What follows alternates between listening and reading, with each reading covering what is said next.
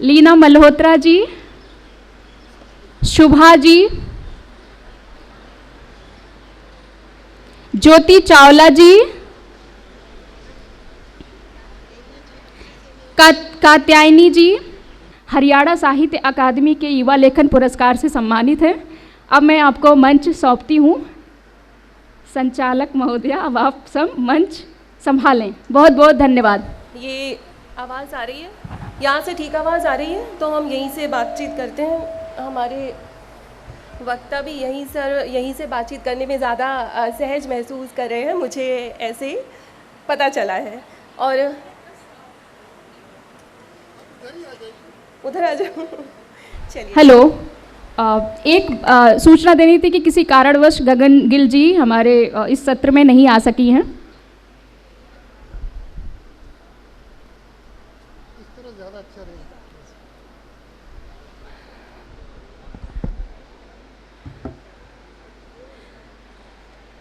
हंस साहित्य उत्सव के इस सत्र में मैं आप सबका स्वागत करती हूँ। आवाज़ ठीक है? आवाज़ ठीक है? परिचय हमारे वक्ताओं का दिया जा चुका है। मुझे नहीं लगता मुझे इससे ज़्यादा परिचय देने की ज़रूरत है। हालांकि सभी वक्ता अपने अपने क्षेत्र में बहुत जाने माने लोग हैं और उनकी कविताएं, उनके विचार हम सब लोग कहीं ना कहीं पढ़ते रहते हैं। तो ऐसे सशक्त पैनल के साथ आज मैं आपके सामने हूँ। हम बात करेंगे कविता की स्त्री और स्त्री में कविता की।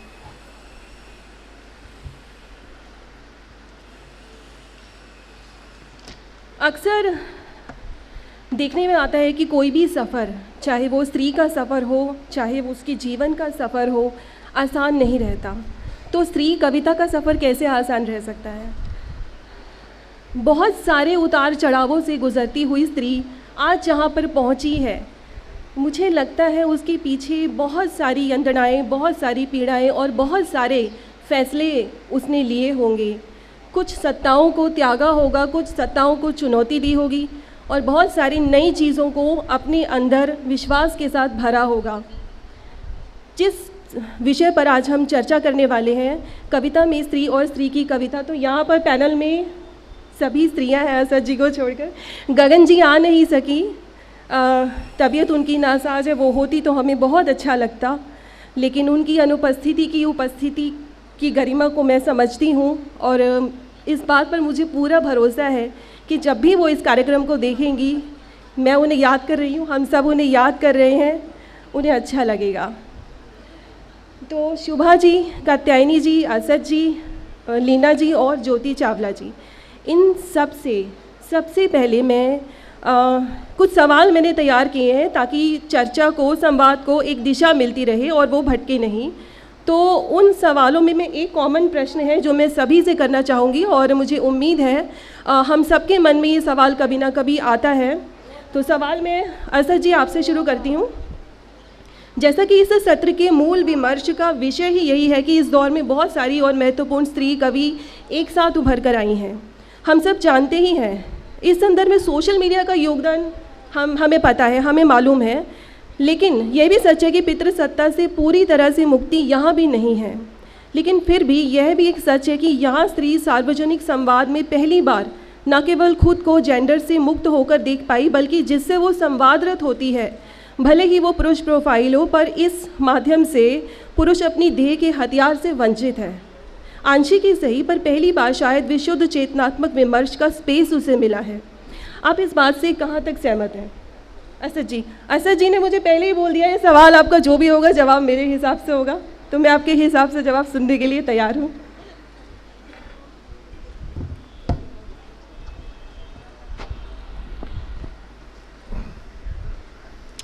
मित्रों,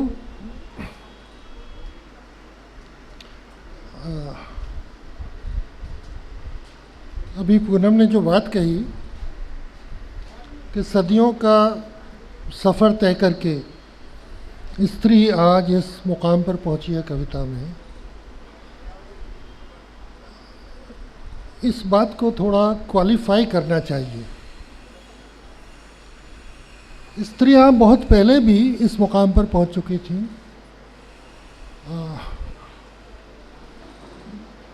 जितने कवि पूर्वज मेरे हैं पुराने, उतने ही स्त्री पूर्वज आपकी भी हैं। क्या करना है? कौन सा?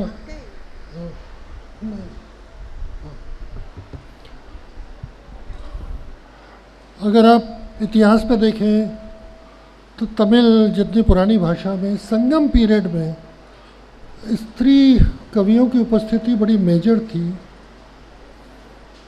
महाराष्ट्र में या उस रीजन में जिसे हम आज भक्ति काल कहते हैं, उस समय प्रमुख वॉइसेस औरतों की थी। कश्मीर में आपने नाम सुना होगा लल्लेश्वरी या लल देद का, और बाद में हब्बा खातून का। जिसे हम हिंदी प्रदेश आज कहते हैं, उसमें मीराबाई जैसे वॉइसेस हैं। तो स्त्री को हमेशा अपने काव्य में या अपने प्रतिरोध में एक स्तर तक पहुंचने के लिए कोई क्रमिक विकास और एक बिंदु पे पहुंचने का इंतज़ार नहीं करना पड़ा है। हर युग में उनकी आवाज़ आती रही है। और ये भी एक महत्वपूर्ण बात है कि ऐसे दशक गुजर जाते हैं, सेंचुरीज, व्हेन इट अपीयर्स कि वीमेन हैव फॉलन साइलेंट। स्त्रियाँ जैसे एकदम चुप हो गई हैं, उनकी आवाज़ सुनाई नहीं देती। लेकिन ये भी एक थोड़ा सा दृष्टिभ्रम है। स्त्रियों की उपस्थिति ऊपरी तल पर शायद बीच बीच में गायब हो जाती है, वो टॉप पे आपको दिखाई नहीं देती। लेकिन ऐसे अनेक स्तर हैं अभिव्यक्ति के, काव्य अभिव्यक्ति के, जहाँ उनका नैरेटिव चलता रहता है और अपने अपने स्तर पर वो कार्यरत रहती है। हमें इतिहास की उतनी गहरी जानकारी नहीं है कि हम, और इसको बहुत अच्छी तरह डॉक्यूमेंट नहीं किया गया है, लेकिन स्त्री स्वर का एक ऑडिबल लेवल पे होना, सुने जाने लायक जो स्वर है, उसका प्रोजेक्शन शायद बीच बीच में गायब हो जाता है, लेकिन वो फिर उभरता है। तो ये मानने का कोई कारण नहीं कि आज जहाँ स्त्री स्वरों का इतना प्राधान्य है, इतनी प्रचुरता है, इतनी बड़ी संख्या में एक साथ कार्यरत है, जो कि ऐतिहासिक रूप से यह भी एक महत्वपूर्ण घटना है। लेकिन इसका मतलब ये नहीं है कि यह कोई विकास की उच्चतर अवस्था है। एक तो मैं ये कहना चाहता हूँ। दूसरी बात क्या है कि एक सवाल डेमोग्राफी का भी है। पिछले 30 साल में एक तरह से एक डेमोग्राफिक शिफ्ट नज़र आता है, और 30 क्या पिछले 10 साल में ढेरों स्त्री कवि आपको नज़र आने लगी है। ये एक तरह का डेमोग्राफिक शिफ्ट है जो केवल कविता में नहीं हुआ है। अगर आप बहुत सारे प्रोफेशंस में देखें, शिक्षा में देखें, उच्च शिक्षा में मैंने नोटिस किया कि शोध के स्तर पर और नौकरियों के स्तर पर एक तरह का फेमिनाइजेशन हो रहा है बड़ी तेज़ी से। और उसकी वजह यह है कि उच्च शिक्षा के स्तर पर लड़के जल्दी ड्रॉप आउट कर जाते हैं, वो प्रोफेशंस में निकल जाते हैं, वो ज़्यादा ल्यूक्रेटिव कैरियर्स खोजने लगते हैं, और स्त्री उच्च शिक्षा, शोध, एमए, पीएचडी वो करने लगती है। एक बार मैं पंजाब यूनिवर्सिटी में गया हाल ही में, और हिंदी विभाग में जैसा कि होता है काव्य पाठ था, उसमें करीब 125 लोगों की उपस्थिति। उन 125 लोगों में सत्यपाल सहगल जो कि संचालन कर रहे थे, उनके अलावा केवल एक लड़का था। मैंने कहा ये क्या है, तो कहने लगे भाई ये कुछ लड़के कुछ तो नालायक ज़्यादा होते हैं तो नहीं आए, लेकिन बैलेंस हिंदी विभाग में यही है। फिर मैंने अपने मित्र भूपेंद्र बराड़ से, जो वहाँ रेक्टर थे, तो उन्होंने कहा असद यहाँ 75% छात्राएँ पंजाब यूनिवर्सिटी में, 75% जो पॉपुलेशन है वो छात्राओं की है। लड़का बहुत मुश्किल ग्रेजुएशन के बाद वो कुछ और करने लगता है। तो इस पर भी बहुत हमें इसको एक बहुत महान उपलब्धि की तरह देखना, या इसकी भी थोड़ा एनालिसिस की ज़रूरत है कि ऐसा क्यों हो रहा है, क्योंकि वो लड़के अपने हिसाब से ज़्यादा इम्पोर्टेंट काम करने में निकल गए हैं। उनकी दिलचस्पी उस वर्ग में, जिस वर्ग के वो लड़के हैं, वो कुछ और करने लगते हैं, और उस वर्ग की लड़कियां एक तरह से ये उनके लिए एक सेकेंडरी चीज़ है जो औरतें करने लगती हैं। फिर जिस फेमिनाइजेशन ऑफ टीचिंग का मैंने जिक्र किया है, उसकी भी एक कारण ये है, और ख़ासकर कविता में अगर आप देखें कि आप कुछ भी करते हुए, आप बहुत कुछ करते हुए कविता भी लिख सकते हैं, वो कोई प्रोफेशन नहीं है। तो ये हमारी बढ़ती हुई साक्षरता, शिक्षा का स्तर और मध्यवर्गीय स्त्री का थोड़ा रिलेटिवली ज़्यादा आज़ाद होना, उसको वो फुर्सत पा लेना, क्योंकि उसको घर में जो उसके काम हैं ट्रेडिशनली जो उसको दिए गए हैं वो डेलीगेट किए जा सकते हैं दूसरे लोगों पर जो घर में काम करते हैं। तो हमें इस सारे अचीवमेंट पर बहुत ज़्यादा इतराने या उत्फुल्ल होने की बजाय इसको इसके सामाजिक संदर्भ में देखने की बड़ी ज़रूरत है। धन्यवाद।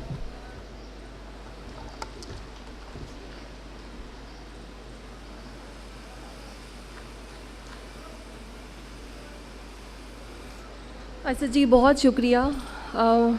सवाल और भी है, और यही सवाल मैं कात्यायनी जी अब आपसे पूछना चाहूँगी। आप यहाँ पर आना चाहें तो आज आ सकती हैं, अगर वहाँ से बात करना चाहें तो कर सकती हैं। आइए।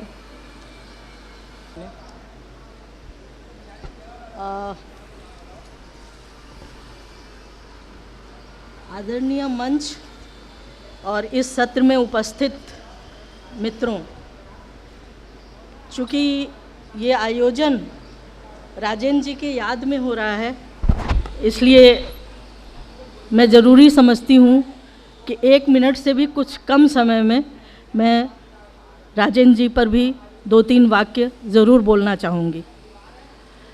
हंस का जो यह महत्वपूर्ण आयोजन का विशेष अवसर है, इसमें रचना जी और संजय जी को धन्यवाद देने के साथ ही मैं राजेंद्र जी पर अपनी बात कहना चाहूँगी, उन्हें याद करना चाहूँगी, जिनके साथ लगभग 26 वर्षों का हमारा रचनात्मक और मैत्रीपूर्ण संबंध रहा है।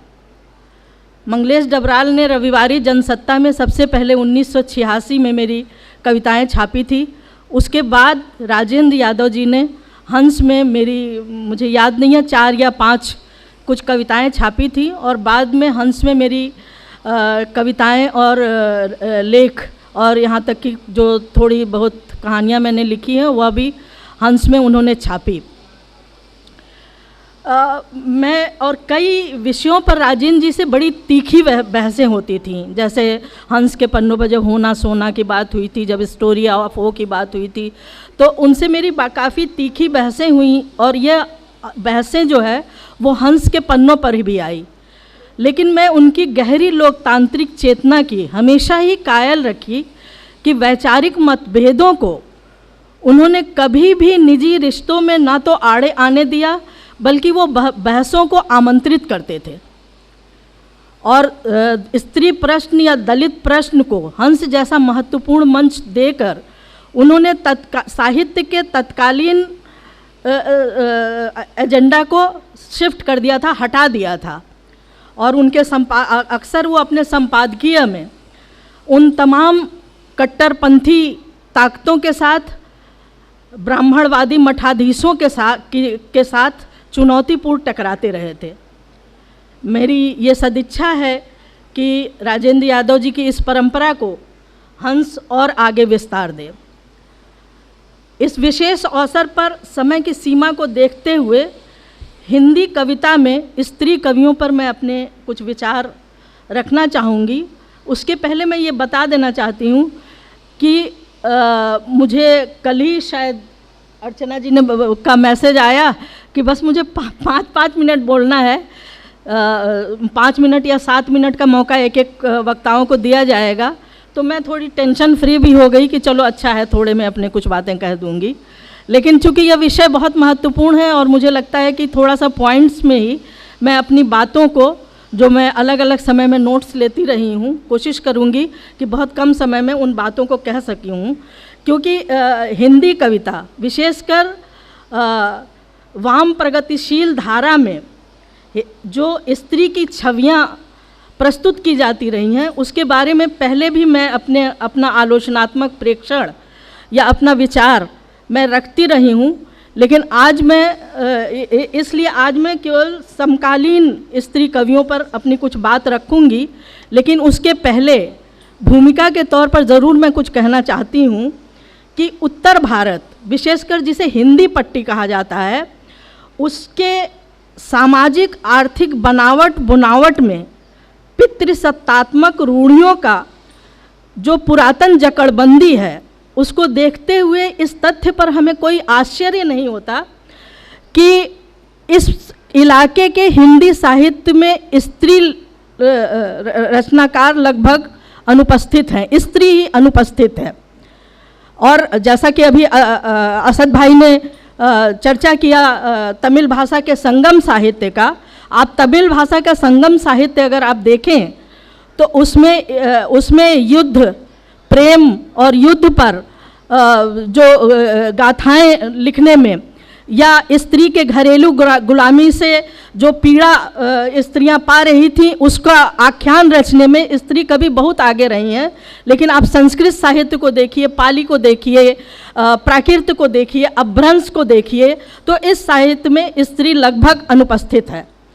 हाँ, थेरी गाथाओं के ऐतिहासिक महत्व को हम नहीं भुला सकते हैं, क्योंकि लगभग 73 या 75, मैं संख्या थोड़ा सा भूल रही हूँ, 73 या 75 आख्यानों में, थेरी गाथाओं में लगभग 522 जो कविताएं या गाथाएं लिखी गई हैं, उसमें प्रवज्या को, उन थेरियों ने प्रवज्या को स्त्री गुलामी के मुक्ति से उत्सव के रूप में प्रस्तुत किया है। और मुत्ता थेरी नामक जो महिला थी, क्या उनको कहते थे, दिमाग से मेरे उतर रहा है, वो उन्होंने आप कहिए कि ओखल को, मूसल को और कुबड़े पति को, इन 3 चीज़ों, टेढ़ी चीज़ों से मुक्ति के रूप में दिखाया है थेरी गाथा में। और जाति प्रश्न को और तमाम चीज़ों के प्रति एक विद्रोह की चीज़ें उसमें दिखाई गई हैं। तो थेरी गाथाओं के ऐतिहासिक महत्व को हम नहीं भूल सकते हैं। लेकिन आप मध्यकाल में भी आप आ जाइए तो मध्यकाल में ये हिंदी साहित्य में जो है वो एक पुरुषवादी पूर्वाग्रह, इसमें मध्यकाल में तो नहीं, क्योंकि मध्यकाल में मीरा के अलावा अगर एक स्त्री का, हिंदी साहित्य में अगर एक स्त्री का जिक्र हमें मिलता है तो वह स्त्री कृष्ण भक्ति की मुसलमान स्त्री ताज नाम की रचनाएं हमें देखने को मिलती है। और फिर हिंदी साहित्य में रीतिकाल में स्त्री, जिसे हिंदी साहित्य में रीतिकाल कहा जाता है, उसमें भी स्त्री लगभग अनुपस्थित प्राय है। यह हिंदी साहित्य मध्यकालीन कवियों के अलावा आप देखें कि आधुनिक काल के हिंदी साहित्य में भी, के हिंदी साहित्य के इतिहास लेखन में ये पुरुषवादी पूर्वाग्रहों की उपस्थिति ही मानी जाएगी कि पूरे आधुनिक काल में हमें केवल 2 कवियों का जिक्र मिलता है, महादेवी वर्मा का और सुभद्रा कुमारी चौहान का। जबकि उसी समय 1905 में मुंशी देवी प्रसाद ने एक संकलन प्रकाशित किया था जिसे मृदुवाणी नाम से स्त्री कवि, प्रारंभिक स्त्री कवियों का एक संकलन प्रस्तुत किया था, जिसमें स्त्री गुलामी के बारे में और उस पीड़ा के बारे में चर्चा की गई थी। और मैंने खुद 1986 में कानपुर के मारवाड़ी लाइब्रेरी में स्वतंत्रता कालीन पत्रिकाओं का अध्ययन किया था। उसमें मैंने खुद देखा था कि बहुत सारी स्त्री कवि थीं जिनमें राष्ट्रीय चेतना और प्रेम के अतिरिक्त स्त्री के प्रति होने वाले अन्याय और दोहरेपन को भी बहुत मुखर अभिव्यक्ति दे रही थी। लेकिन क्या कहा जाए कि अगर इन सारी स्त्री कवियों का अगर जिक्र नहीं मिलता है तो निश्चित तौर पर ये कहा जा सकता है कि इसके पीछे हिंदी साहित्य लेखन में और जो शोध की घिसी पिटी सोच की प्रवृत्ति है, उसके पीछे एक पुरुषवादी पूर्वाग्रह ही दिखता है कि ये तमाम स्त्री कवियों को हम नहीं जानते हैं। तो आधुनिक काल तक यह स्थिति थी। अब आप कहिए कि अगर जैसे इसके बाद बीच में कई धारा आती हैं, उनको मैं छोड़ देती हूँ, इसलिए कि नेहरू कालीन युग में कुछ स्त्रियां लिखती हैं जिनका स्वर एक कुलीनतावादी स्वर था। बीच में 60 के दशक में कविता के दौर से निकल के आती हैं कुछ स्त्रियां, मोना गुलाटी और उनके जैसी, जो पुरुष को के खिलाफ और वो उनके यौन विद्रोह तक जाता है। इस विस्तार में हम नहीं जाते हैं, लेकिन ये सोचने की बात है कि आखिर प्राचीन काल से लेकर आधुनिक काल तक स्त्रियां इतनी अनुपस्थित क्यों दिखाई देती हैं। इनके कारणों पर भी हमें सोचना होगा। उन कारणों के विस्तार में भी यहाँ जाना संभव नहीं है, लेकिन एक मोटा मोटी एक दो बातें मैं कह देना चाहती हूँ कि जो वाम प्रगतिशील साहित्य आंदोलन था, उसकी जो विचारधारात्मक कमजोरी थी, उसने कभी भी स्त्री प्रश्न और दलित प्रश्न के प्रति हमेशा ही एक उपेक्षापूर्ण रवैया अपनाया। जबकि उस दौर में आप देखिए कि मुंबई की कामगार गिरनी कामगार यूनियन, तेभागा, तेलंगाना, पुनप्रा वायलाड जैसे किसान आंदोलनों में स्त्रियों की बहुत भारी संख्या जो है उसमें शिरकत कर रही थी। लेकिन इन स्त्रियों को लेकर पितृसत्तात्मक मूल्यों के खिलाफ उनको तृणमूल धरातल पर संगठित करने का वाम आंदोलन ने कभी काम नहीं किया, जिससे मध्य वर्ग की स्त्री चेतना वो आती है और वो कविता में भी उतरती। तो इसमें उन्होंने माने बौद्धिक समुदाय की स्त्रियों तक ये सारी चीज़ें पहुंची नहीं। अब यह पूरा जो परिदृश्य था, इसमें आमूलगामी बदलाव एक आता है कि जब 80 के दशक के मध्य और 90 के दशक के अंत तक सविता सिंह से लेकर अनामिका हैं, गगन गिल हैं, प्रगति सक्सेना है, मतलब सारी हैं, शुभा हैं, निर्मला गर्ग हैं, बहुत सारे कवियों का नाम मैं नहीं ले रही हूँ क्योंकि वो तो समय खाएगा। ये सारे लोग जो है अचानक एक नक्षत्र मंडल की तरह वह उभरती हैं, और इसी पीढ़ी की एक सदस्य मैं भी थी। तो ये महत्वपूर्ण, लेकिन इसमें भी एक महत्वपूर्ण देखने की बात थी कि जो ये स्त्री कवि अचानक 80 के दशक के मध्य और 90 के दशक के अंत तक इतनी भारी संख्या में काव्य के परिदृश्य पर पटल पर आकर उपस्थित होती हैं, यह एक आश्चर्यजनक बात है, सोचने की बात है कि इसके पीछे ना तो जो है वो इस स्त्री सृजनात्मकता के उभार के पीछे रूस, चीन, वियतनाम, क्यूबा जैसे आंदोलनों या राष्ट्रीय आंदोलनों की गर्मी से हुआ भावनात्मक ये अभिव्यक्ति नहीं थी यह, और इसके अलावा 60 के दशक में जो नारीवादी, पश्चिम का नारीवादी आंदोलन का उभार था, वह भी अब मध्यम पड़ गया था, और उत्तर आधुनिकता जैसी चीज़ भी भविष्य की चीज़ थी।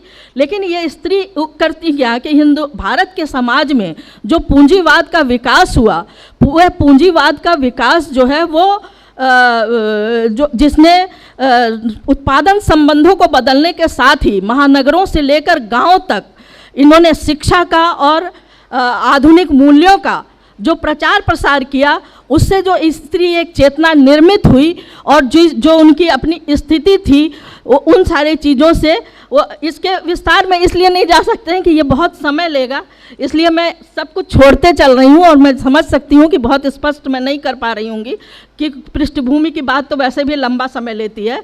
ये जो स्त्री आई थी, ये ग्लासनोस्ट पेरेस्ट्रोइका का दौर था, रूस की जो कोट इन कोट समाजवादी व्यवस्था थी उसके टूटने की पृष्ठभूमि तैयार हो चुकी थी, चीन में बाजार समाजवाद आ चुका, मैंने ये पूरी स्थिति है, उसमें ये स्त्री कविता के क्षेत्र में स्त्रियां इतने भारी संख्या में आई।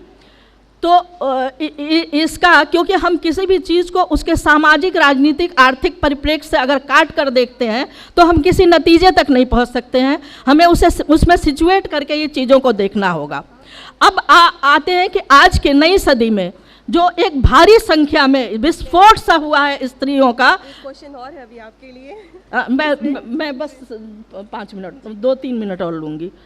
मैं इस दौर की बात मैं कह दूँ कम से कम कि एक भारी विस्फोट सा हुआ है जिसमें बहुत सारी कवियत्रियाँ आई हैं हिंदी कविता के हिंदी साहित्य के ही, लेकिन मैं विशेषकर हिंदी कविता की बात कर रही हूँ कि बहुत सारी स्त्रियाँ आई हैं। उसमें भी कई धाराएं हैं। जैसे एक धारा तो ये है कि निश्चित तौर पर उनके कहन शैली में, उनके बिंब और रूपक में एक मौलिकता है, कहन का एक सौंदर्य है और विद्रोह की प्रखरता और मुखरता भी है। लेकिन एक स्वर वो है जो अभी भी प्रेम की एकांतिक साधना में योग साधना करते हुए वो अभी भी छायावाद और नवगीत वाले दौर में हैं, बस उनकी अभिव्यक्ति और भाषा नहीं है। और तीसरी एक श्रेणी बनती है जो हमेशा विचारहीन खोखले नारीवाद की एक श्रेणी बनती है, जो हमेशा उंगली उठा उठा के मर्दों को कोसती रहती हैं, उनको अपना शत्रु घोषित करती रहती हैं और अपने वैयक्तिक मुक्ति का घोषणा पत्र प्रस्तुत करती रहती हैं। ये 3 चीज़ें आज की कविताओं में भी दिखाई देती है। और लेकिन मैं समझ नहीं पा रही हूँ कि मैं कौन सा पॉइंट लूँ कौन सा नहीं, लेकिन मैं लेकिन शायद अगला सवाल आएगा तो मैं उन सवालों को भी समेटूंगी। तो इन सारी चीज़ों में, और मैंने वह बात भी नहीं कही है कि हम लोग की पीढ़ी की जो स्त्री कवि थी, शुरुआती दौर में जो लिख रही थी, बाद के दौर में कौन कौन सी प्रवृत्तियां उभर कर आती हैं, उस पर आज ज़रूरी है कि एक स्पष्ट और साफगो तरीके से उस पर बातचीत की जाए। चीज़ों को समझने के लिए, अपनी सारी चीज़ों को बदलने के लिए ज़रूरी है। इसके लिए ज़ाहिरा तौर पर बहुत ज़्यादा समय चाहिए, कभी आगे कोई ऐसा वो होता है तो। इसके अलावा 2-3 चीज़ें और भी मैं कहना चाहूँगी कि अच्छी कविताएं लिखने के बाद भी जो आज स्त्री कवि लिखे, उनसे हमेशा मेरी एक शिकायत रही है कि ऐसा लगता है कि जैसे हिंदी साहित्य की नियति ने यह कोटा अलाट कर दिया है स्त्री कवियों को कि वह केवल स्त्री पुरुष संबंध, सौंदर्य, प्रेम, बेवफाई, जुदाई जैसे तमाम जो चीज़ें हैं उसके बारे में कविता लिखे। ऐसा कोई कोटा अलाट नहीं हुआ है स्त्री कवियों को। यदि आप आधा ज़मीन और आधा आकाश पर अपनी दावेदारी करती हैं तो आपको अपने सामाजिक, आर्थिक, राजनीतिक चीज़ों पर को भी आपको लेना होगा, उसे समझना होगा और उसे कविता में उतारना होगा, तभी हम बराबरी की बात कर सकते हैं। दूसरी बात जो है कि हम पिछले 3 दशकों से भारत जो है का एक अंधकार युग में हम लोग जी रहे हैं, जब नौ उदारवादी नीतियों ने आम जनता के जीवन को तहस नहस कर रख दिया है और धार्मिक कट्टरपंथी और फासिस्ट उभार ने पूरे भारतीय सामाजिक ताने बाने को छिन्न भिन्न कर दिया है। ऐसे में आप स्त्री कविता उठाकर देखें तो कुछ एक स्त्रियों को अगर छोड़ दें तो इतनी बड़ी त्रासदी भारतीय समाज में हो रही है। आखिर क्या कारण है कि उसकी अभिव्यक्ति बहुत कम स्त्री कविता में देखने को मिलती है? इस पर भी ज़रूर सोचा जाना चाहिए। निश्चित तौर पर आज कुछ ऐसी कवियाँ जो अभी अभी तुरंत मुझे उनका नाम याद आ रहा है, जैसे विपिन चौधरी हैं, वंदना चौबे हैं, कविता कृष्ण पल्लवी हैं, शुभम श्री हैं। इन लोगों का एक फलक जो है वो व्यापक है और चिंतनशील और सोचने वाली स्त्रियां हैं। हालांकि शुभम श्री के बारे में मैं कहना चाहूँगी कि वो हल्के फुल्के व्यंग मिश्रित अंदाज वाली कविताएं जो है वो उनके लिए काव्य रूढ़ी बनती जा रही है, जो उनकी सृजनात्मकता को बाधित कर रही है। उन्हें जो है वो इसके बारे में सोचना चाहिए, इससे मुक्त करने की कोशिश करनी चाहिए। जाहिर ज़्यादा अच्छा होता है कि इस विषय पर एक एक कविता को लेकर, कुछ कविता को छाट कर उसके व्याख्या करते हुए उस पर बातचीत करते तो ज़्यादा स्पष्ट होती। आगे कभी मौका मिला तो मैं कभी लेख की शक्ल में या किसी आयोजन में ये बात मैं रखना चाहूँगी। मैं नहीं जानती कि मैंने अपना अभिप्राय और मंतव्य आपके सामने कितना स्पष्ट कर पाई हूँ, लेकिन फ़िलहाल मैं इतना ही कहूँगी क्योंकि पीछे से पिछले मैं उससे जब से आप कह रही हैं तो उससे ज़्यादा मैं समय ले चुकी हूँ। इसके लिए क्षमा। शुक्रिया। शुक्रिया कात्यायनी जी। लेकिन मुझे पता है कि हम स्त्री कविता पर बात कर रहे हैं, स्त्रियों की बात कर रहे हैं, तो स्त्री अपनी बात तो पूरी तरह से बोलेगी ही बोलेगी। लेकिन दुख ये है और समस्या भी है कि समय बहुत सीमित है और हमें सभी प्रश्नों को कवर करते हुए अपने सभी वक्ताओं को भी कवर करना है। तो इसमें मैं आपका सहयोग चाहती हूँ। मैं अपने सभी वक्ताओं से पुनः आग्रह करती हूँ, रात को मैं आग्रह कर चुकी हूँ, फिर से मैं कर रही हूँ, थोड़ा थोड़ा समय लें, उतना ही बात करें जितना लगे कि हम पॉइंट्स निकाल कर आप सब लोगों के सामने रख सकते हैं, जिनकी रेलेवेंस है। डिटेल में हम लिखत में पढ़ सकते हैं, लेकिन जब हम बातचीत या संवाद की फॉर्म में आते हैं तो वहाँ पर हमें अपने संवादों को थोड़ा सा छोटा रखें तो सुनने वालों को सहूलियत होगी। खैर, इसी से जुड़ा मैं एक प्रश्न और अपने वक्ताओं के सामने रखूँगी। शुभा जी, मैं आपसे ये कॉमन प्रश्न है, हम अगले प्रश्नों पर भी आएंगे और प्रश्न बहुत सारे हैं, इसलिए मैं चाहूँगी कि आप बहुत छोटे हिस्सों में अपना जवाब दें तो मुझ पर बहुत एहसान होगा और प्रोग्राम ठीक समय पर निपट जाएगा। मैं आपसे पूरा समय लूँगी, कभी बैठूँगी मैं आपके साथ। मेरा अगला सवाल है, पहले सवाल से ही जुड़ा है कि शाब्दिक मानसिक हिंसा या डोमिनेंस भी कम क्रूर नहीं होता, पर स्त्री जगत के अवचेतन को पहली बार यहाँ, यानी कि मैं सोशल मीडिया की बात कर रही हूँ यहाँ पर, यहाँ शारीरिक हिंसा का भय महसूस नहीं होता। क्या आपको यह लगता है कि खुलकर और खूब लिखने में इस आदिम भय का उसके जीवन में सीधा हस्तक्षेप ना होने का बड़ा प्रभाव रहा है और तकनीक ने जेंडर पॉलिटिक्स को एक बड़े स्तर पर बदल दिया है? शुभा जी, मैं आपसे आग्रह करती हूँ, आप आए और अपनी बात रखें। दोस्तों, ये असल में मुझे वैसे भी लगता है काफ़ी कि हमारा समय कहाँ गया और अभी भी लग रहा है। तो हमारा समय जो है ना वो हमें वास्तव में मिला नहीं है, भले ही हमने काफ़ी धमाचौकड़ी कविता में और सब चीज़ों में बचा रखी है, लेकिन स्त्रियों को उनका समय नहीं मिला है अभी। और बहुत ज़्यादा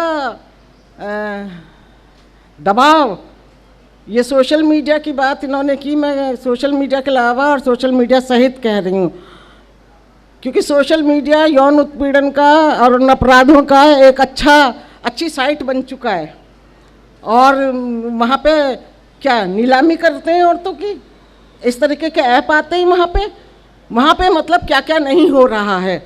तो और उसके बाद में पीछा करना, बहुत तरीके की चीज़ें, मतलब अपराध जो है ना वो बहुत ज़्यादा है स्त्रियों के प्रति, और केवल स्त्रियों के प्रति नहीं है, जो भी थोड़ा सोचने समझने वाले लोग हैं उनके ऊपर होते हैं वहाँ।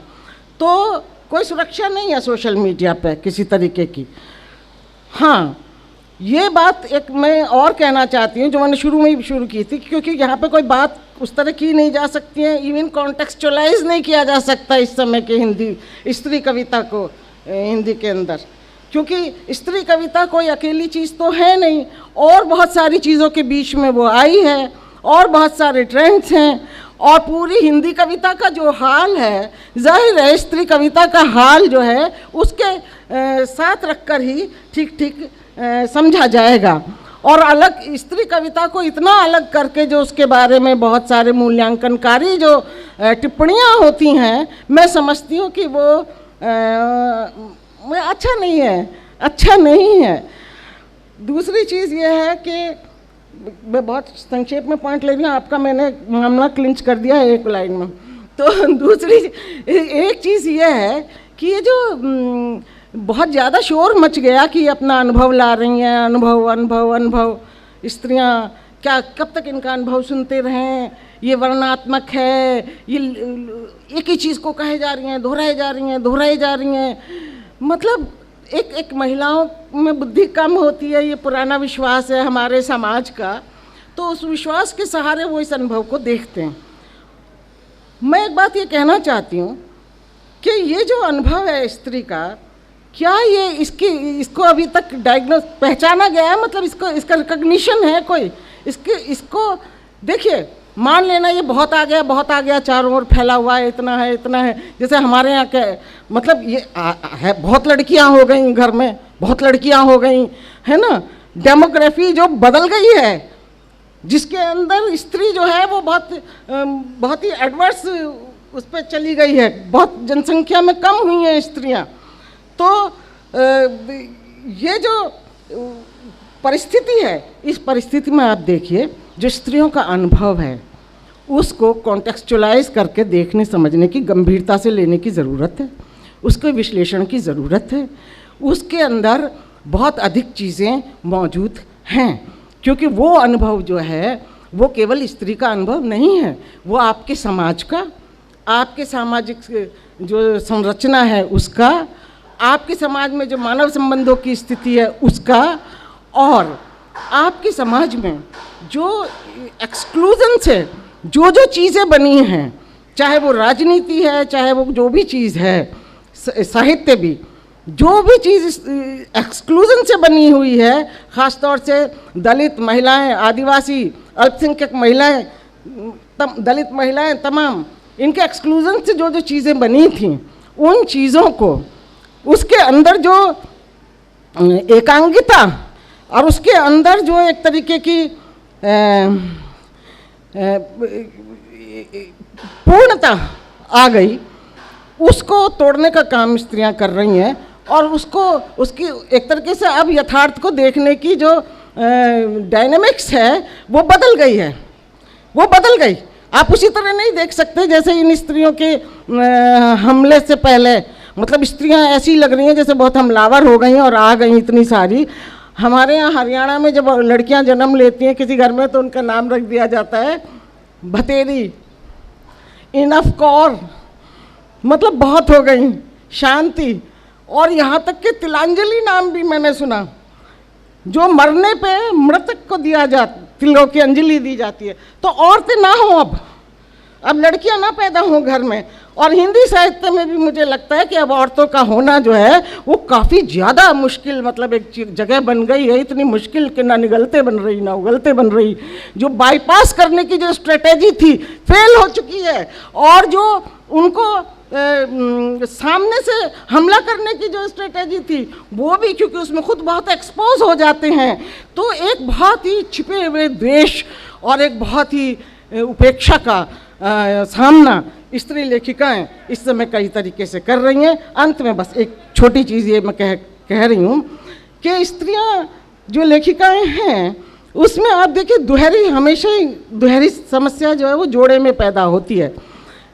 एक और तो ये बात आ रही है कि वो मतलब अपना अनुभव बहुत ज़्यादा लिख रही हैं, बहुत रिपीट कर रही हैं, बहुत ज़्यादा, मतलब मुझे भी लगता है कभी कभी मैं थक जाती हूँ कि ऐसी चीज़ें आ रही हैं, उसमें कुछ सार भी है जो लोग कह रहे हैं।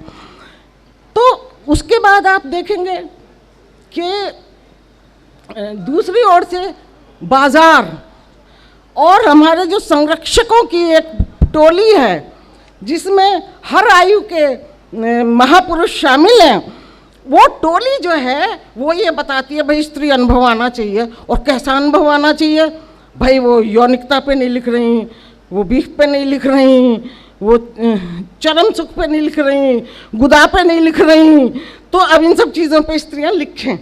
तो एक कंस्ट्रक्ट स्त्री के जो लेखन है, बाजार और जो संरक्षण मंडल है एक तरीके का, जो पुरुषवादी वो सोच से ग्रस्त रहता है, वो स्त्री को जो है उसके अनुभव को कंस्ट्रक्ट करने की बहुत कोशिश में रहता है। और इसके दुष्प्रभाव भी काफ़ी देखे जा सकते हैं, अंधोपभोक्तावादी संस्कृति के दुष्प्रभाव और सारी चीज़ें हैं इसके अंदर मौजूद। खुद महिलाएं जो हैं वो एक बाज़ार में जो है एक तरीके की ये वो भी बन जाती है, एक विंडो बन गई है कि फेमिनिज्म अपनाओ और झटपट जो है ना, मतलब आपको रास्ता मिल जाएगा। तो ये सब चीज़ें भी मुहैया हुई हैं। तो ये पेचदार चीज़ें हैं, तहदार चीज़ें हैं। किसी एक ओर से देखने पे हम ठीक निष्कर्षों पे नहीं पहुंच पाएंगे। और स्त्री कविता को, हिंदी कविता का जो हाल है इस समय सारा, उसके बाहर निकाल के केवल स्त्री कविता को इस तरह से अलग से नहीं मतलब चिन्हित करना चाहिए। जैसे पिछले दिनों कहा गया भाई राजनीतिक कविताएं नहीं लिखी जा रही, और पूरी हिंदी कविता में कितनी राजनीतिक कविता लिखी जा रही है। फासिज्म के विरोध की क्या स्थिति है हिंदी साहित्य के अंदर, आप जरा देखिए। पुनरुत्थानवाद चल रहा है जम के, और पुराने जिनसे लड़ के जिनको हमने जो अपदस्थ किया था, वो वाले जो मिथकीय देवता हैं, वो जो नायक हैं, उनको फिर से स्थापित किया जा रहा है हिंदी साहित्य में। तो हम लोग, आप समझिए कि हम इतना पुनरुत्थानवाद इस समय चल रहा है और इसमें जो छोटी सी भी जगह है, स्त्रियों ने, दलित, अल्पसंख्यक जिन्होंने भी ये जगह ली है छोटी सी भी, उन लोगों को जो है फिर से मार्जिनलाइज करने का काम जो है वो हिंदी में, हिंदी साहित्य में इस समय जोर शोर से चल रहा है, कोई कमी नहीं है उसके अंदर। और मैं समझती हूँ कि इस पर कभी बात होगी जब हम आराम से बैठेंगे।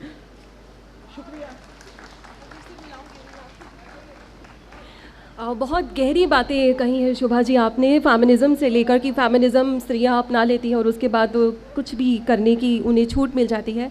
हालांकि स्त्री होते हुए मेरा भी ये थोड़ा सा एक अलग तरह का बयान हो गया, जो मुझे भी लगता है कि बहुत सोच समझ के देना चाहिए था, पर कहीं ना कहीं आपने बहुत गहरी बातें कही हैं जिन पर हमें सोचना चाहिए।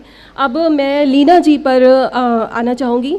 लीना जी, आपके लिए अभी एक मैंने प्रश्न तैयार किया है और मुझे लगता है कि हम संक्षेप में उन बातों को समझकर दर्शकों तक, श्रोताओं तक पहुंचाएंगे। स्त्री कविता में आज जो दो टूक प्रखरता और स्पष्टता है, मैं दो टूक शब्द का इस्तेमाल कर रही हूँ यहाँ पर, या कि एक तरह से उसके विरुद्ध हर सत्ता के प्रति रौद्र रस की अभिव्यक्ति है। वह एक क्रमिक सोपान में संयम, शिकायत, क्रोध और विरोध का एक लंबा सफ़र तय करके आई है और इस रौद्रता में भी सिर्फ डिस्ट्रक्शन उसका साध्य है। डिस्ट्रक्शन एक बड़ी चीज़ है, आप कोरिलेट कर पा रही होंगी इसे। डिस्ट्रक्शन उसका साध्य नहीं है, बल्कि एक भावनात्मक कानूनिक दृष्टि हर समय उसके पास है। अगर बौद्धिकता के लिए अध्ययन और उसके स्रोतों की सुगमता को हम एक कारण मान भी लें, तो भी आपके अनुसार वे अन्य कौन सी स्थितियाँ और या मनोविज्ञान रहा जिसने आधुनिक स्त्री की कविता में बौद्धिक श्रेष्ठता के साथ भावनात्मक संतुलन की उच्चता का संतुलन बहुत महीनता से साधने में मदद की? उस संतुलन के बारे में मैं आपसे पूछ रही हूँ।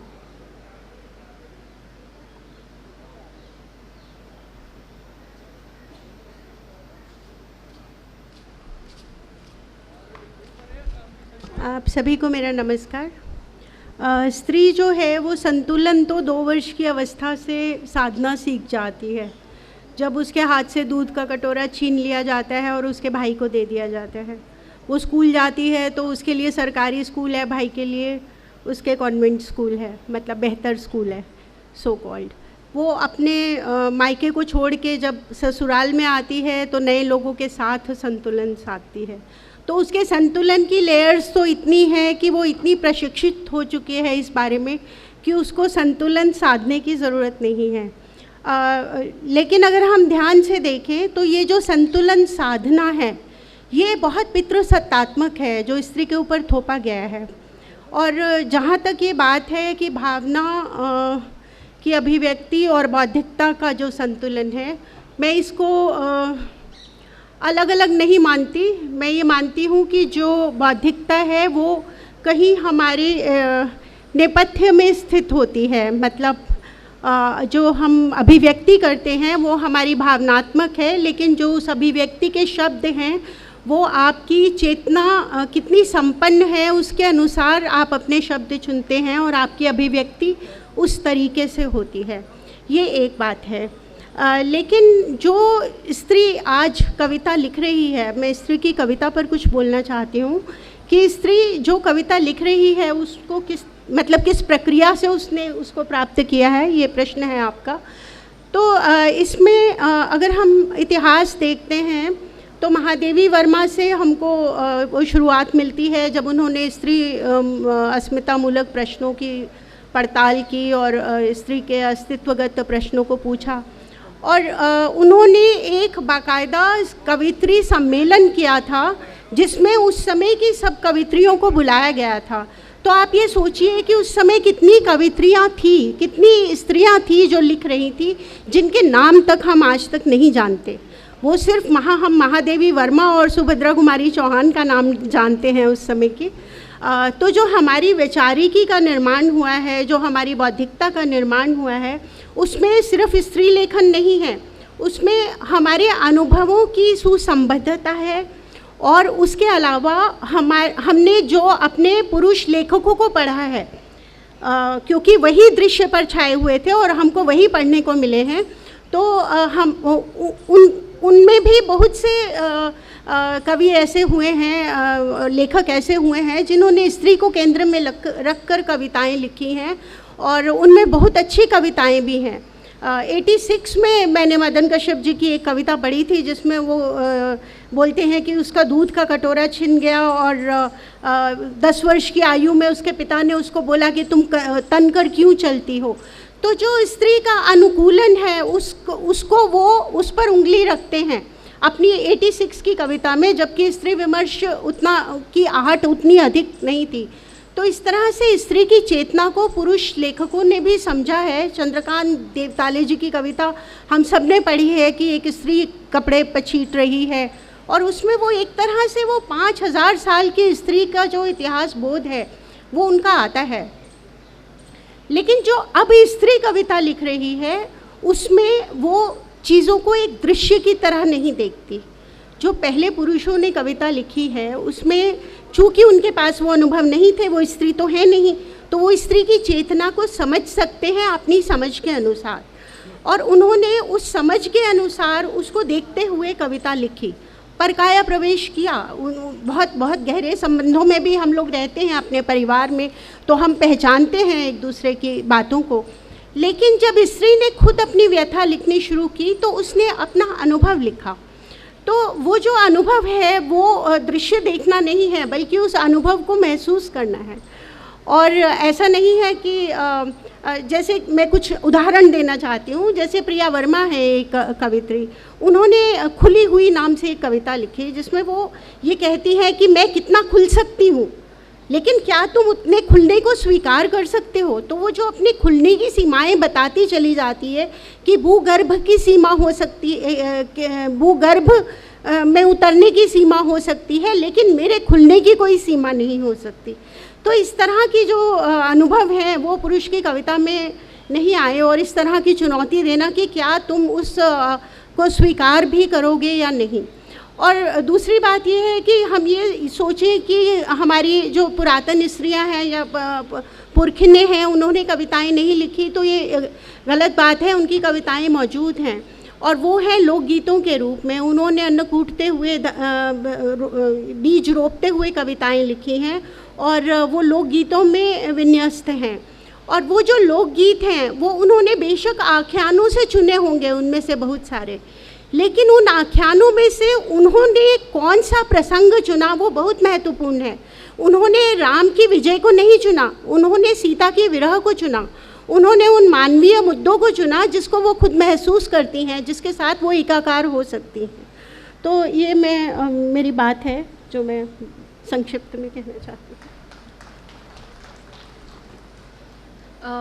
आपने एक बात कही अभी स्त्री दृष्टि और पुरुष दृष्टि से कविता, तो ये प्रश्न असद जी से मैं बाद में करूँगी। अभी मैं ज्योति जी पर आती हूँ। ज्योति जी, मैं आपसे ये जानना चाहती हूँ कि कविता में स्त्री की भूमिका को पुरुष द्वारा निर्धारित आदर्श के रूप में देखते आने का एक रिवाज, एक परंपरा रही है। स्त्री को अपनी कामनाओं और यौन इच्छाओं के बारे में लिखते देख साहित्य समाज उसे दुस्साहसी और कभी कभी तो बुरी औरत भी घोषित कर देता है, मान लेता है। जबकि पश्चिमी फेमिनिस्ट डिस्कोर्स में जहाँ अब स्त्री को सबसे पहले स्त्री की तरह सोचने, उसे बरतने, जताने, लिखने की बात पर जोर दिया जा रहा है, बल्कि इससे भी कहीं आगे जाकर स्त्री पुरुष से परे जाकर जेंडर आइडेंटिटी और सेक्सुअलिटी के नवीन आयामों जैसे LGBTQ को भी स्वीकार कर लेना, उस पर मनन किया जा रहा है। लेकिन वहीं हमारा हिंदी साहित्य समाज है जो कविता और स्त्री विषयक विमर्शों में अभी तक श्लील और अश्लील की पुरातन बहस से ही आगे नहीं बढ़ पाया है। इसके पीछे के क्या कारण हो सकते हैं, ज्योति जी?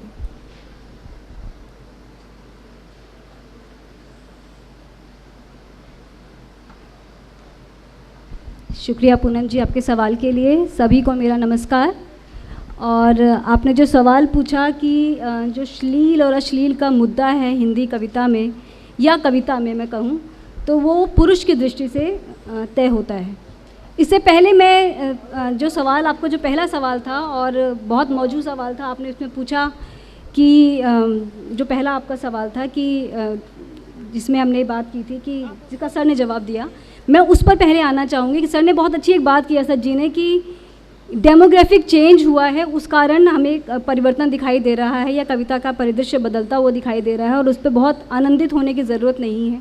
मैंने तीनों चारों वक्ताओं को बहुत ध्यान से सुना और मुझे लगता है कि जिस डेमोग्राफिक चेंज की बात वो कर रहे थे, वो डेमोग्राफिक चेंज कोई एक रात में नहीं आया, वो शायद पिछले दशकों में आए पूरे जो बौद्धिक आंदोलन है, जो बौद्धिक परिवर्तन है, उसकी देन है। तो उसको सिर्फ हम एक डेमोग्राफिक चेंज कह के खारिज नहीं कर सकते। और दूसरी बात कात्यायनी जी ने भी कही, लीना जी ने भी कही कि कविताएं लिखी जा रही थी, साहित्य लिखा जा रहा था, दिखाई नहीं दे रहा था। और सर ने भी, असद जी ने भी ये कहा कि लिख रहे थे लेकिन डॉक्यूमेंटेशन नहीं हुआ।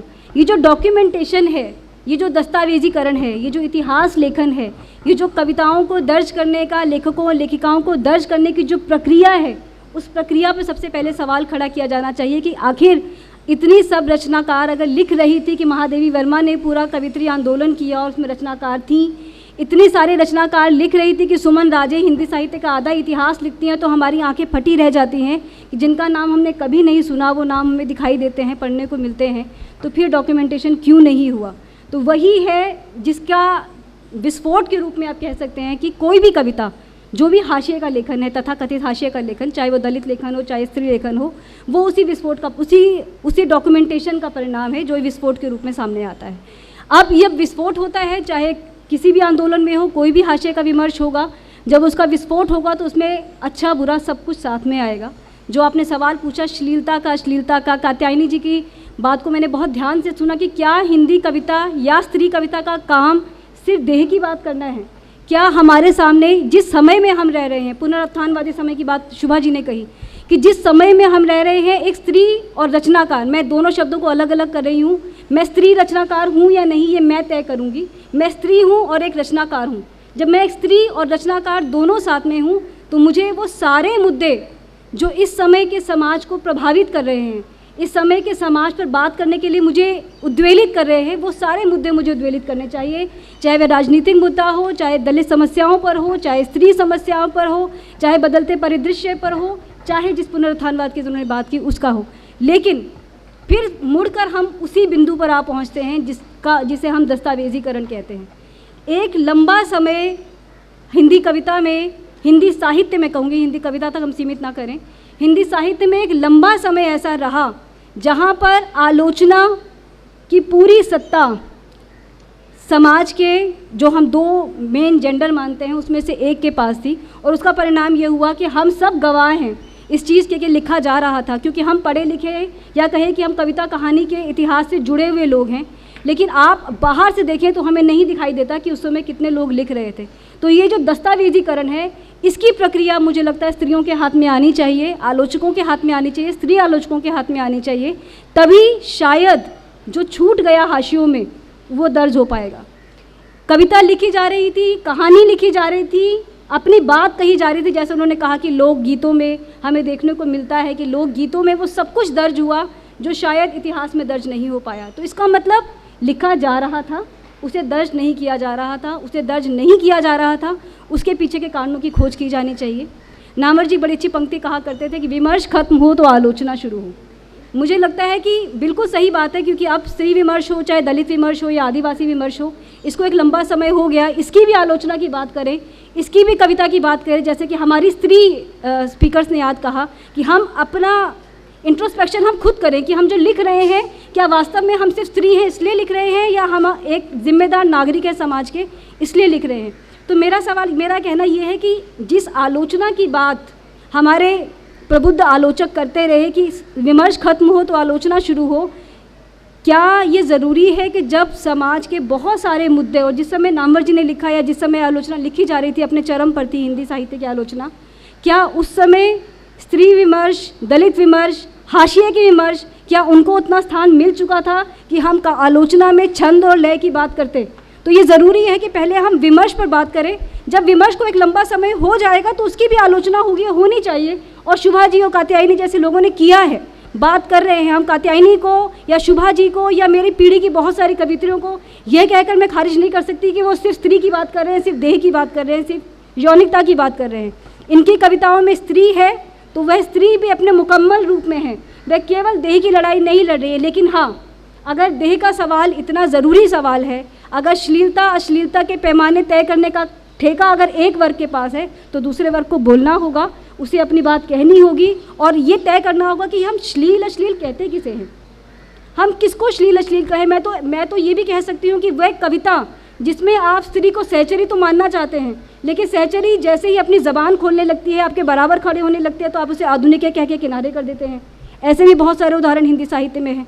पंत की कविता देख लीजिए कि आधुनिक तुम नहीं, मैं लाइन एग्जैक्टली भूल रही हूँ कि तुम सब कुछ हो लेकिन सिर्फ नारी नहीं हो। क्यों नारी नहीं है? क्योंकि उन्होंने आधुनिक है उसके लिए इस्तेमाल किया कि जो आधुनिक है, जो अपने मन से पहनती है, अपने मन से ओढ़ती है, तन के चलती है, वो नारी नहीं है।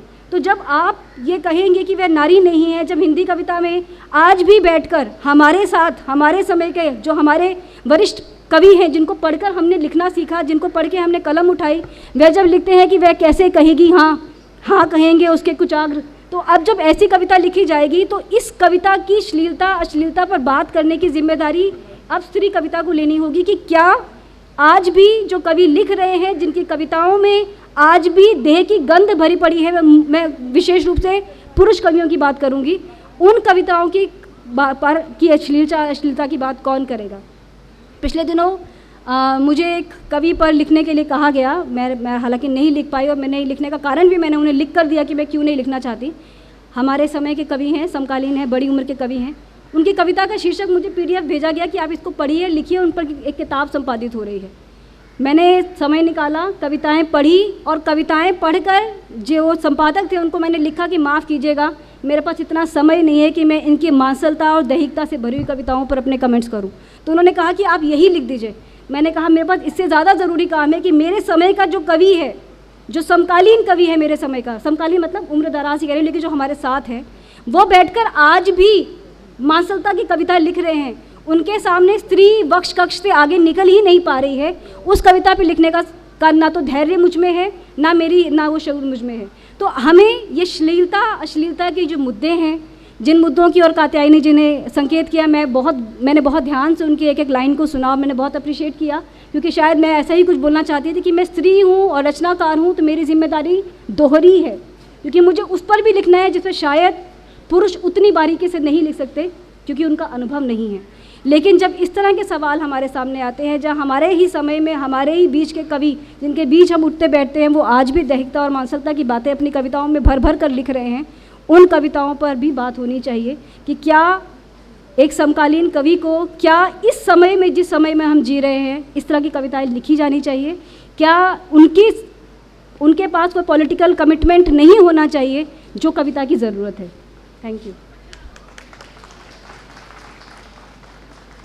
इस बिंदु तक आते आते मुझे लगता है काफ़ी गति मिल चुकी है विचारों को, और समझने में भी बहुत सहजता से समझ पा रहे हैं इस विमर्श को, इस संवाद को, पूरे संवाद को। यहाँ पर मैं घूमकर, जब पुरुष दृष्टि की बात चली ही है, चलनी भी थी और चलनी ही चाहिए, तो यहाँ मैं आशा जी को फिर से एक बार बुलाना चाहूँगी। उनके सामने मैं एक प्रश्न रख रही हूँ।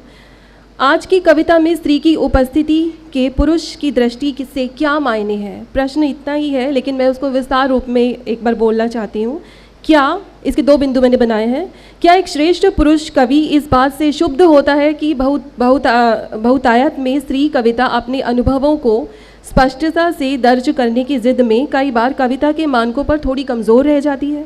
या फिर, ये दूसरा बिंदु है, या फिर क्या एक पुरुष कवि स्त्री कवियों के इस अनुभव जगत से खुद की समझ में, अपने अनुभवों के यथार्थ से खुद के लिए भी ऐसा एक नया और अलक्षित रहता आया संसार पाता है जिससे वो भी समृद्ध होता है, या आत्मावलोकन के लिए एक नई दृष्टि पाता है जो पितृसत्ता की क्रूर पकड़ के चलते अब तक उसे भी उपलब्ध नहीं थी? प्रश्न यही है, आज की कविता में स्त्री की उपस्थिति के पुरुष की दृष्टि से क्या मायने हैं? विस्तार रूप में मैंने थोड़ा सा अपनी बात को रखा है। असद जी, मैं चाहूँगी आप आएँ और एक बार और अपनी बात रखें यहाँ। अब या तो मैं शायद जन्म से ही ऐसा हूँ कि वो जो प्रवृत्ति होती है कि अगर एक गिलास आधा उसमें पानी है, तो आप उसको, अगर आप सकारात्मक ढंग से कहना चाहते हैं तो आप कहेंगे गिलास आधा भरा हुआ है, और अगर आप नकारात्मक प्रवृत्ति के शख्स हैं तो आप कहेंगे कि गिलास आधा खाली है।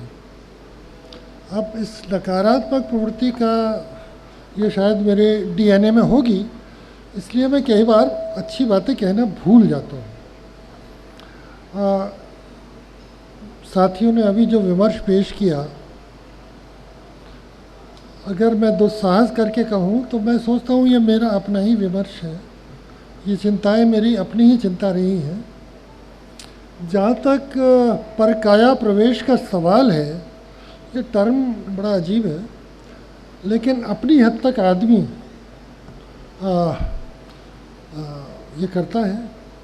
एक स्त्री भी दूसरी स्त्री के दुख को किस हद तक समझ सकती है, across the class divide, across the gender divide, across the ethnic divide. एक आदिवासी स्त्री, एक मुस्लिम स्त्री, एक दलित स्त्री की व्यथा को एक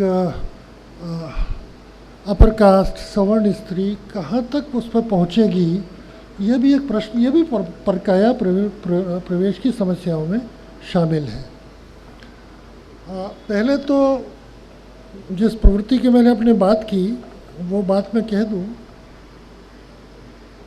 यहाँ जो 3 कवित्रियाँ बुलाई गई हैं, जिनमें एक आई नहीं है, ये तीनों हिंदी की जिसे हम स्त्री कविता कहते हैं उसकी ये पायोनियर्स हैं, एब्सोल्यूट पायोनियर्स। इन्होंने औरतों के लिए हिंदी में कविता का मार्ग ही प्रशस्त नहीं किया, बल्कि मुझे कहना चाहिए वो सड़क खुद ही बनाई है अपने हाथों से। इनको वो किसी ने दी नहीं थी, किसी से इजाज़त लेकर ये या हिंदी विभागों से कुछ सीख साख कर कवि नहीं बनी है। तो ये श्रेय इनको जाता है, और इनकी उपस्थिति में मतलब ये श्रेय मैं गगन को भी देता हूँ, बल्कि तेजी ग्रोवर को भी दूंगा। ये वो स्वाधीन स्त्रियाँ हैं जो अपने बल पर, जिन्होंने कविता का में अपना रास्ता बनाया और दूसरों के लिए रास्ता छोड़ा। अब सवाल यह है कि आज हम स्त्री कविता भी और कविता भी, देखिए कोई पुरुष कविता नाम की कोई चीज़ नहीं होती। किसी पुरुष ने कभी ये सोचकर या ये एजेंडा बनाकर कविता नहीं लिखी कि मैं पुरुष कविता लिख रहा हूँ। उसके अंदर जो पेट्रियार्की की वैल्यूज़ हैं, उसके अंदर जो स्त्री द्वेष है, उसको हम डिकोड कर सकते हैं। उसका एक क्रिटिक अब औरतों ने डेवलप किया है, वो अपनी जगह है। और एक तरह से अपनी स्त्री अस्तित्व को डिफेंड करना, उसको सामने रखना, स्त्री समस्या को अपने चिंतन के केंद्र में लाना, ये सभी की, लेकिन खासकर स्त्रियों की ये प्राइमरी ड्यूटी है, कर्तव्य है और एक तरह की जिम्मेदारी भी है। ये जिम्मेदारी आप उठाते हैं और वो बहुत अच्छी तरह उठाई भी जा रही है। लेकिन सवाल ये उठता है कि जब ऐसा हमेशा नहीं होता कि कोई कविता स्त्री चेतना का या स्त्री मुक्ति का मैनिफेस्टो बन जाए। आप हर समय मैनिफेस्टो नहीं लिखते। अगर ऐसी 25-30 कविताएं भी किसी युग में उपलब्ध हो जाएं जो स्त्री चेतना और स्त्री जागरण की प्रतिनिधि कविता कही जाए, तो ये उस भाषा का एक बहुत बड़ा सौभाग्य होगा। ये लिख चुकने के बाद एक काम बाकी रहता है, वो होता है साधारण दैनिक स्तर पर कविता के कर्म को पूरा करना, साधारण कविता लिखना। ये चैलेंज भी एक सीरियस चैलेंज है, और ये चैलेंज सिर्फ स्त्री का चैलेंज नहीं है, ये सारे कवियों का चैलेंज है। कई बार हम अपनी जो कॉन्टेम्प्रेरी एंग्जाइटी है, जो इस समय के आवेश है और इस समय की ज़रूरत है, उसके तहत यकीनन हम बहुत सारी चीज़ों को इग्नोर करते हैं, उनको हम द्वितीय स्थान पर रखते हैं। इसमें पुरुषों के क्रुद्ध होने की कोई बात नहीं है। अगर आप मुझसे पूछें कि समकालीन हिंदी कविता का क्या हाल है, तो ये जाहिर है कि जो गैर स्त्री लेखक हैं उनकी हालत और भी गई बीती है। उनके पास कोई नैरेटिव ही नहीं है। पिछले 25-30 साल की कविता का आप जायज़ा लें और उन लोगों को छोड़ दें जो पहले से लिखते आ रहे हैं, जिन्होंने एक तरह से कविता के इस पूरे कारोबार को चलाया या उसको एक तरह से वो किया है, उसको पावर किया है, उनको अगर आप छोड़ दें तो ये बाद के रचनाकारों में, ख़ासकर पुरुष रचनाकारों की स्थिति बड़ी ख़राब है। जितना भयंकर स्त्री द्वेष, जितनी भयंकर बदतमीज़ी और जहालत और उद्दंडता उनमें मैं देखता हूँ, वो मेरी पीढ़ी के कवियों में नहीं थी। हालांकि ऐसी बात नहीं है कि मेरी पीढ़ी में कुछ कम बदमाश कवि थे और पुरुष सत्ता को वो बिल्कुल रिप्रेजेंट नहीं करते थे, लेकिन अब स्थिति बहुत बुरी है। वो उन्होंने बहुत सारी चीज़ों से एंगेज ही नहीं किया। मुझे याद है जब हम लोग कविता लिखना हमने शुरू किया तो हमारी एक समस्या कभी कभी आपस में डिस्कस करते थे हम लोग कि it is a boys club, सब पुरुष ही लिख रहे हैं, कविता लिखना ही एक तरह की वो था, और हम सब एक बॉयज़ क्लब के मेंबर हैं, वेयर आर वीमेन, और वो जिम्मेदारी भी हम ही पे आ पड़ेगी शायद। इस तरह की बातें कभी हंसी मजाक में लेकिन कभी गंभीरता से भी हुआ करती थी। मुझे याद है ऐसी बातें 70 के दशक में, उसके मध्य में हमारे बीच बहुत होती थी। अक्सर उसमें मेरे समय के जो इधर के कवि थे वो शामिल रहते थे। तो क्या मैं ये रहा था कि ये जो समय है ज़ाहिर है बहुत बदल गया है, और ये जो स्त्री कविता का फैलाव है, ये मैं कहना ही चाहता था, ये क्षैतिज ज़्यादा है, हॉरिजॉन्टल ज़्यादा है। इसका मतलब, इसको आप कृपया ऑफेंस में न लें ज्योति जी, ये भी एक बहुत बड़ी चीज़ है, ये बहुत बड़ी चीज़ है, और ये भी ऐतिहासिक संघर्षों और बहुत दबावों के बाद ये जीता गया है, ये अपने आप प्राप्त नहीं हुआ है, ये ज़ाहिर हम मानते हैं। और ये मानकर ही मैं आगे की बातें बोलता हूँ और ख़ाली गिलास की बातें करने लगता हूँ, और फिर भरे गिलास को न देखने का दोष भी अपने ऊपर ले लेता हूँ।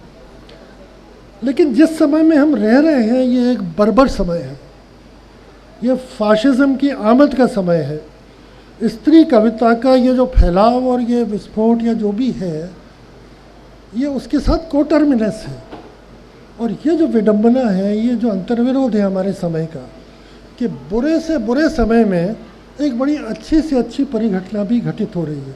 लगता है हम 18वीं सदी में पहुंच गए हैं, जहां हिंदुस्तान बिल्कुल नष्ट भ्रष्ट हो रहा था, टूट रहा था, जहां केंद्रीय सत्ता ही नहीं, क्षेत्रीय स्तर पर भी अराजकता थी, कहीं कुछ नहीं था। लेकिन वो सांस्कृतिक रेनेसां का एक तरह से पीरियड था। वहाँ संगीत, कला और साहित्य की जितनी विकास हुआ वो अद्भुत था। तो ऐसा ही है कि अच्छी कला का विस्फोट बुरे समय में काफ़ी हो सकता है, बल्कि मैं ये मानता हूँ कि बुरे समय में ही अच्छी कला के सामने सबसे बड़ी चुनौती आती है, और हम किस हद तक उस चुनौती को मान पाते हैं। एक चीज़ का जिक्र, ये मेरी अंतिम बात है, ये मैंने उसकी भूमिका के रूप में इतना कहा, वो अंतिम बात ये है जिनका साथियों ने इशारा किया हल्के से और बड़े नाजुक तरीके से, लेकिन मोटे तौर पर यह है कि स्त्री कविता का बहुत सारा हिस्सा एक ऐसे स्त्रीत्व का सेलिब्रेशन कर रहा है जो परंपरा प्रदत्त है, जो ट्रेडिशनली स्त्रियों को जो रोल दिए गए हैं उन्हीं का महिमा गान और उसी में उसका सशक्तिकरण देखना, ये एक बहुत भयानक चीज़ है। अब समझ में नहीं आता इसकी आलोचना कैसे की जाए, क्योंकि ज़्यादा आलोचना करेंगे तो पूनम जी से लेकर ज्योति जी तक बड़ी कुपित दृष्टि से हमें देखेंगी। ये काम भी मेरे ख्याल से स्त्री कवियों और स्त्री आलोचकों के ही ज़िम्मे अगर हो तो बड़ा अच्छा रहेगा। शुक्रिया।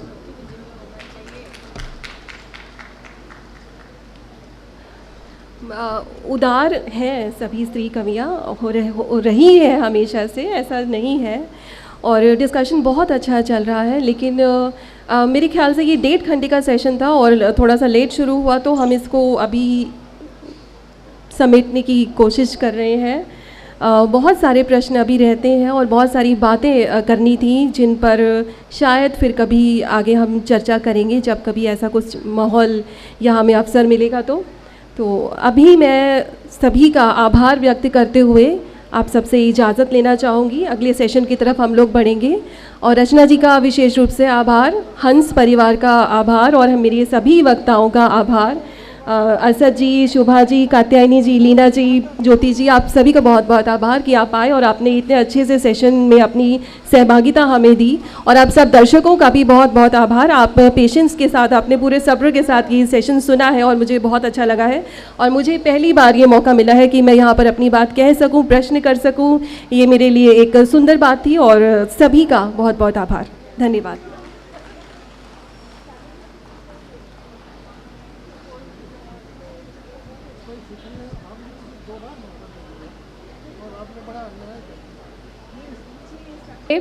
वक्तागण को स्मृति चिन्ह देकर सम्मानित करें। सुशीला मैम।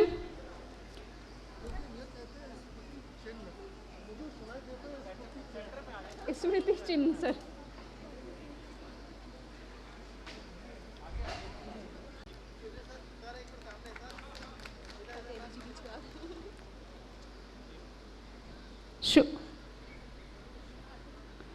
सुभाष जी को स्मृति चिन्ह देकर सम्मानित किया जा रहा है।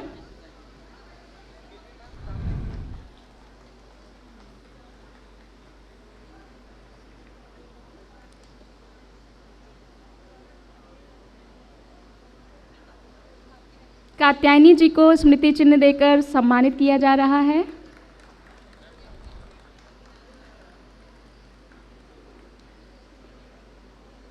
लीना मल्होत्रा जी को स्मृति चिन्ह देकर सम्मानित किया जा रहा है।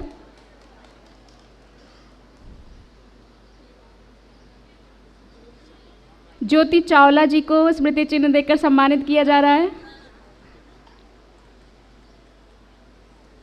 और हमारी आज की कुशल संचालक पूनम अरोड़ा जी को स्मृति चिन्ह देकर सम्मानित किया जाए। सम्मानित किया जा रहा है पूनम अरोड़ा जी को।